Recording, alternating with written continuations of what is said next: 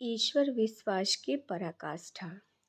एक बार तो व्यक्ति व्यापार के लिए दूसरे देश गए। उन दोनों में से एक था पक्का आस्तिक और एक था पक्का नास्तिक। आस्तिक अपने जीवन में हमेशा ईश्वर को धन्यवाद देता था, चाहे उसके साथ अच्छा हो या बुरा। नास्तिक हमेशा ईश्वर को कोसता रहता था। चलते चलते आस्तिक व्यक्ति एक खाई में गिर गया, जिससे उसकी एक टांग बेकार हो गई, लेकिन फिर भी वह ईश्वर को धन्यवाद दे रहा था। यह देख नास्तिक को अचरज हुआ। उसने पूछा, देख, एक तो तेरी टांग टूट गई और तू है कि ईश्वर को धन्यवाद दे रहा है। इस पर आस्तिक बोला, हाँ भाई, ईश्वर का शुक्रिया जो उसने मेरी एक टांग को सलामत छोड़ दिया। वो चाहता तो इसे भी तोड़ सकता था, लेकिन उसने ऐसा नहीं किया। ईश्वर सचमुच बहुत दयालु है। अब वह आस्तिक व्यक्ति लंगड़ा कर चल रहा था कि आगे दूसरी खाई में गिर पड़ा। इस बार उसकी दूसरी टांग भी टूट गई। इस बार भी वह ईश्वर का शुक्रिया अदा अदा कर रहा था। यह देख नास्तिक आग बबूला हो गया। वह तुनकर बोला, पागल हो गया है क्या? तुम्हारी दोनों टांगें टूट चुकी है और तुम हो कि ऐसे निर्दयी ईश्वर का शुक्रिया अदा अदा कर रहे हो।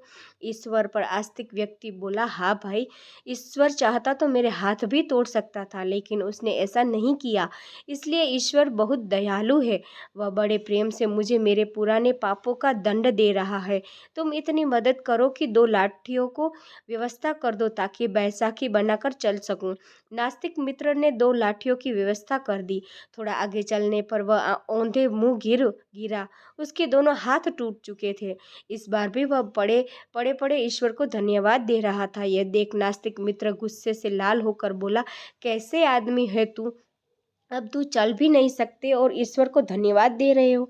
इस पर आस्तिक व्यक्ति बोला, भाई, ईश्वर ने मुझे अपने भी जिंदा रखा है, इतना काफ़ी है। यह सुनकर नास्तिक व्यक्ति झुंझलाकर बोला, ठीक है, तो अब मैं तुम्हारी कोई मदद नहीं करने वाला, मांग लेना अपने ईश्वर से मदद।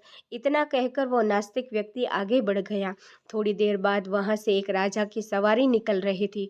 उसने उस व्यक्ति को वहाँ पड़ा देख उसकी मदद करने की सोची और उसे अपने साथ राजमहल ले गया। राजमहल में राजवैद्य ने उसकी चिकित्सा की और वह पूरी तरह से ठीक हो गया। राजा ने उसे अपने यहाँ नौकरी पर रख लिया। जब कुछ दिनों बाद वह नास्तिक व्यापारी उस राज्य में व्यापार करने आया तो उसे शाही सेना में देखकर चकित रह गया। नास्तिक उसके पास गया और उससे पूछा, ये सब कैसे हुआ? तो आस्तिक मित्र बोला, भाई, ईश्वर बहुत दयालु है, जो हुआ सब उसी की कृपा है। अब नास्तिक भी आस्तिक हो गया। दोस्तों, कहानी कैसी लगी कमेंट करके ज़रूर बताएं और चैनल को लाइक और सब्सक्राइब करना ना भूलें। Thank you for watching.